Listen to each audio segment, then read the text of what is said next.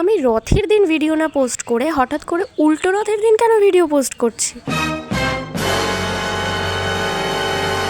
আরে দাঁড়াও, তোমাদেরকে পুরোটা আগে ক্লিয়ার করি। আসলে রথের দিন আমরা কোথাও বেরোতে পারিনি, কারণ এখানে বৃষ্টি হচ্ছিল প্রচণ্ড। আর রথের দিন শরীরটাও অনেকটাই খারাপ ছিল আমার, সেজন্য আমি কোথাও যেতে পারিনি, আর সেজন্যই কোনো ভিডিও নেওয়া হয়নি। আর উল্টো রথের দিন আমরা ভাবলাম যে কোথাও যাব না, বাট বাড়িতেই স্পেশালভাবে উল্টো রথটা সেলিব্রেট করব। সেই জন্যই সেদিনকে আমরা ডিসাইড করলাম যে বাড়িতেই জিলিপি আর পাঁপড় ভাজা বানানো হবে।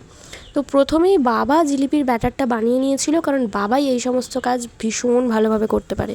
তোমরা ভিডিওর প্রথমেই দেখতে পেলে যে আমার বাবাই কত সুন্দরভাবে জিলিপির প্যাঁচটা দিচ্ছিল। তো আমি একমাত্র এই সমস্ত কিছুর মধ্যে বানিয়েছিলাম চিনির শিরা।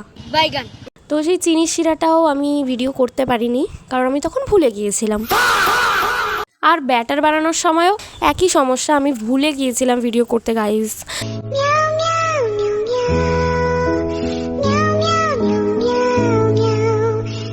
তারপর আমার মা বলাতে আমার মনে পড়লো, তো তারপর আমি ভিডিও করা শুরু করলাম। তোমরা দেখতেই পেলে কত সুন্দরভাবে আমার বাবা জিলিপিটা বানিয়েছে। আর 2-3টে অমৃতি বানানোরও আমার বাবা ট্রাই করেছিল, খুবই সুন্দর হয়েছে। মানে প্রথমবারের ট্রাই হিসেবে এত সুন্দর আমি আশা করিনি। তারপর জিলিপি বানানোর পর আমাদের চলে এলো পাঁপড় ভাজার পালা। তো তোমাদেরকে পাঁপড়টা দেখাচ্ছি। পাঁপড়টা শুধু দেখো, যে এত ছোট পাঁপড়, মানে আমি কোনোদিন আগে দেখিনি এত ছোট পাঁপড়। মানে বিশ্বাস করো, আমি সত্যিই কোনোদিন দেখিনি। আর এত সুন্দর দেখতে লাগছিল, খুবই সুন্দর লাগছিল। তোমাদেরও একটু দেখিয়ে দিলাম। তারপরে দেখো পাঁপড় ভেজে, পাঁপড় জিলিপি সব কিছু সাজিয়ে নিয়ে তোমাদের সাথে শেয়ার করলাম। আর তারপরে আবার সন্ধ্যের দিকে আমার বোনের ইচ্ছা হয়েছিল একটু মোমো খাওয়ার। তো ও গিয়ে দোকান থেকে তারপর মোমো নিয়ে এসেছিলো। মোমোটা ভীষণ ভালো খেতে ছিল, আর মোমোর স্যুপটাও একদম দারুণ ছিল।